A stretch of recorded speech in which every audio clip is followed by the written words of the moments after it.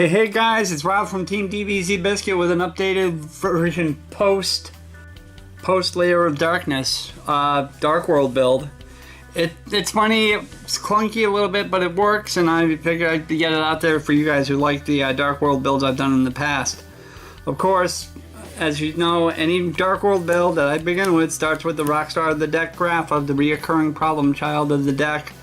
All you have to do is get into the grave, normal summon a Dark World monster, and boom, he's in your face, and unless you can banish him, he's going to be in your face the rest of the game.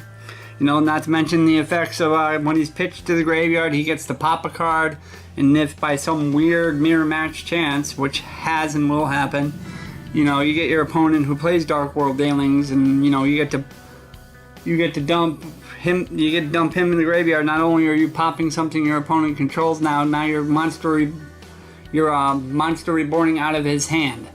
Meaning if you can randomly pick a card that's a monster out of his hand, it comes to your side of the field. Pretty good stuff. The other star of the deck, Snow. Snow is your Stratos for the deck, which every deck seems to have now except for Elemental Heroes. But Snow is great because he's got that dump him in the graveyard effect, and he gets to search any Dark World card, not just a monster. It can be a field spell, it can be a spell card, it can be a trap card with the emergence of Dark World Brainwashing. Pretty good stuff. And going back to Grapha, as we know, he's got the inherited summon effect too, which you normal summon a Dark World monster and you can bring him from the graveyard, which makes him a problem on his own. And you'll understand why in later in the discussion. Part of the Master Draw Engine in Dark World is Snow. Snow will by your card effect, he is draw 1, but if he's by your opponent's card effect, he's a draw 2, which is a great plus in any situation. Not to mention he's a normal summon and he can bounce back for Grapha. I still run the 2 customary beige. Beige is great because he can be special summoned or normal summoned to get your Grapha out of the grave. So imagine banishing a card, throwing a beige, getting 1 Grapha out, and then normal summoning him and making another Grapha come out. It's a good thing. A non-Dark World monster, Tour Guide, a must-have in this deck because he can search your Fiendish Rhinos, he can search your Brows, he can get your Lilith if you're in desperation. And Lilith is the new monster in Lair of Darkness. That's why in the beginning I said it's a post Lair of Darkness build. Tour Guide is great. You can go into your Zen Mage, you can go into your Nightmare Sharks and attack direct. You can go into Acid Golem with skill drain on the field, and Acid Golem is just a big, mean, nasty looking 3000 beater. Good stuff. And as I said, I've run 2 Fiendish Rhinos in this build. 3 of it was getting very cloggy. But Fiendish Rhino, great. You know, whenever he's sent to the grave, off a Dark World Dealings, off a Drag Down to the Grave, off a Tour Guide XYZ. If he is in the graveyard for any reason, you get to automatically send any fiend to the graveyard, and guess who more than likely you're sending? Grapha. Because it's a deck where you absolutely want to get Grapha in there as soon as you can, because you want to give your opponent fits of rage. And not to mention, if another little nice added thing about our shiny little friend here is if he's on the field with, say, 3 Graphas and you attack with 1 Grapha and he mirror forces, the only thing to get destroyed is Fiendish Rhino. Pretty nice protective coat. Now here's Lilith. Lilith, like I said, now granted, will not get her effect if she's special summoned through Tour Guide, which is fine. Which she will not get her effect because if skill drains on the field. But any other time, she will search out any normal trap card in the deck. And when you see my trap card lineup, you will understand, yeah, it's heavy for a Rob Dark World build, but it is a necessary evil for this build. She needs to search out one of any 3 trap cards, and randomly your opponent will pick one. It automatically becomes set on the field, and the other 2 will go back to your deck. So she's amazing, and she's a fiend, so which means she will be banishable by gates.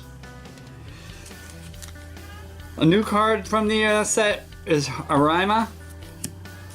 Arima, he contributes itself to, or another dark monster to draw a card. No, I think he can be discarded from the hand to draw a card. And then if he is tributed, let's see what he says.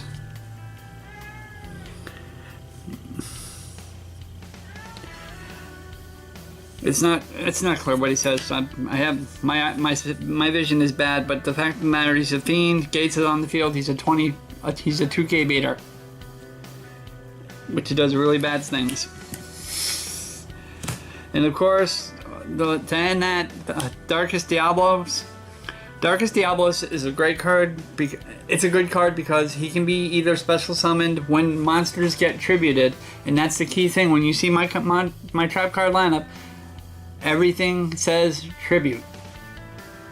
I mean, if you have this card in hand and you tribute your Lilith, his effect activates, he can come to the field. He's a 3K beater. Granted, he's not a fiend, he's a dragon, but he is just gnarly when you get him out there.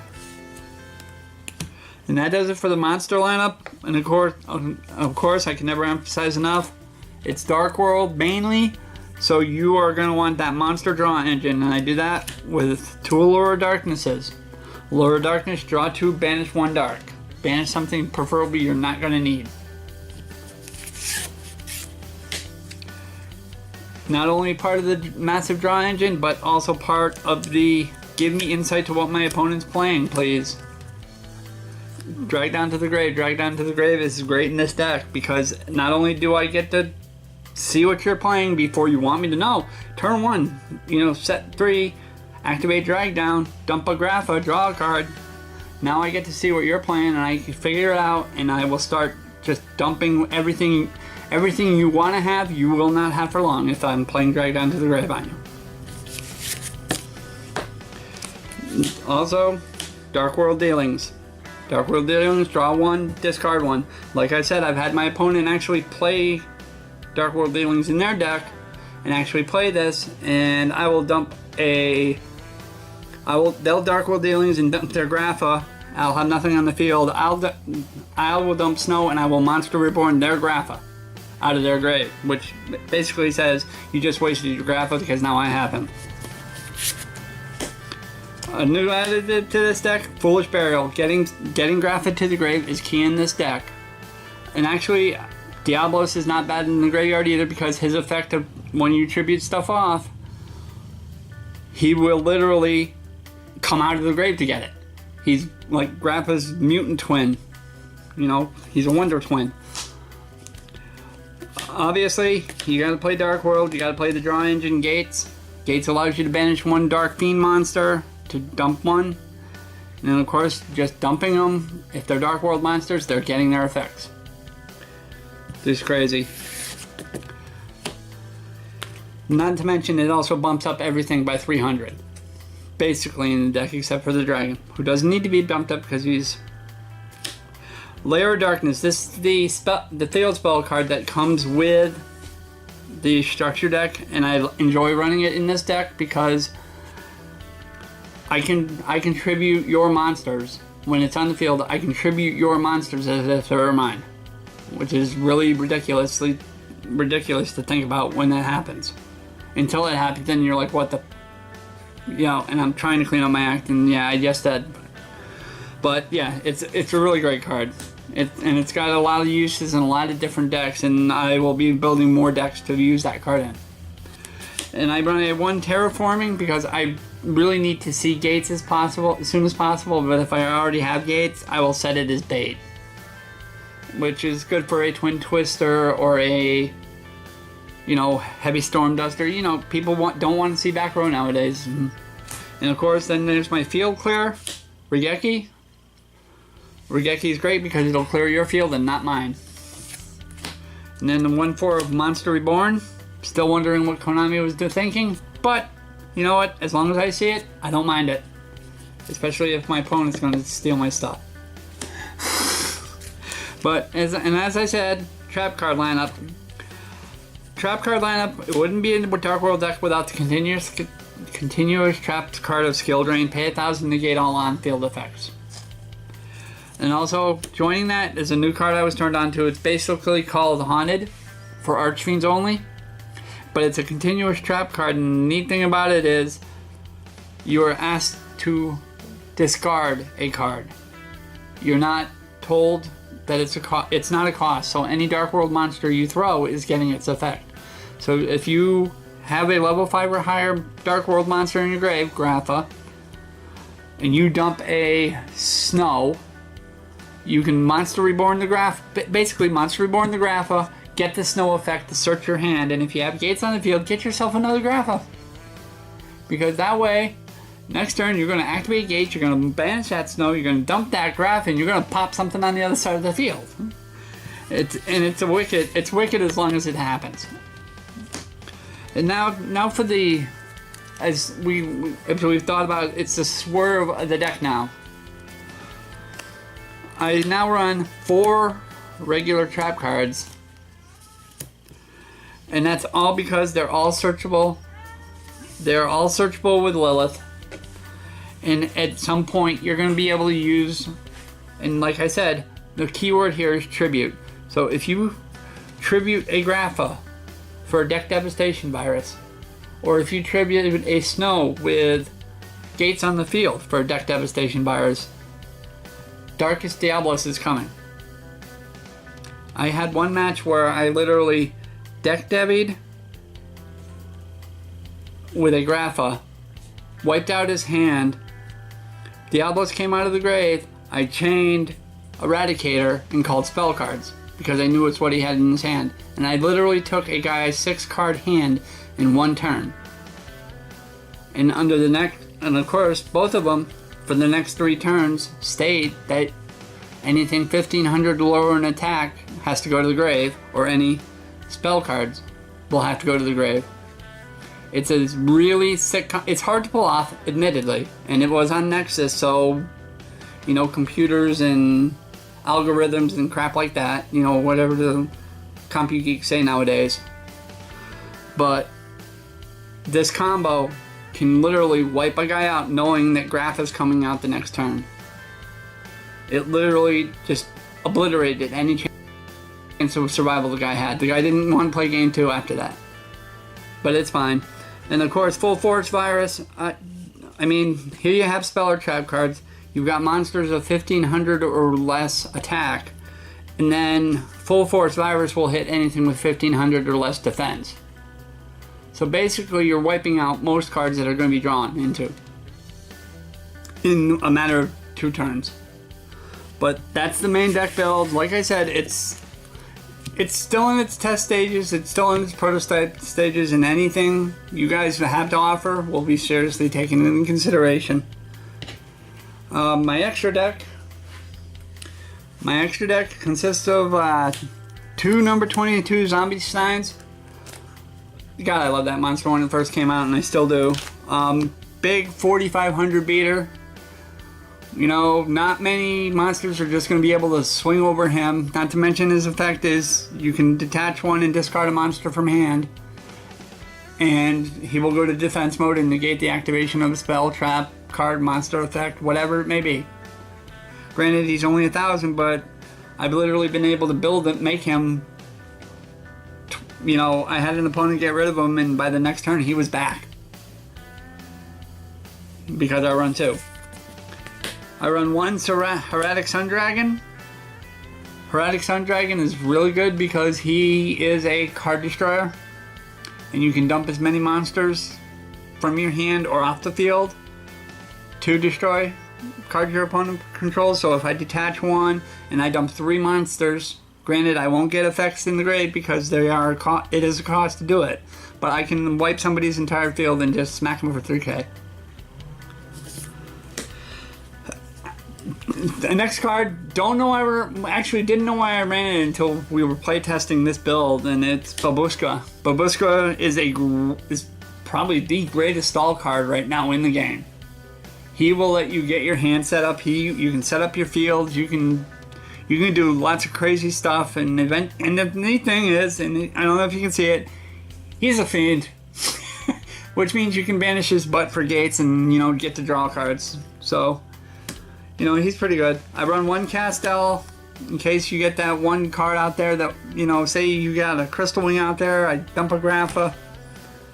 You negate the Grapha effect to destroy your Crystal Wing.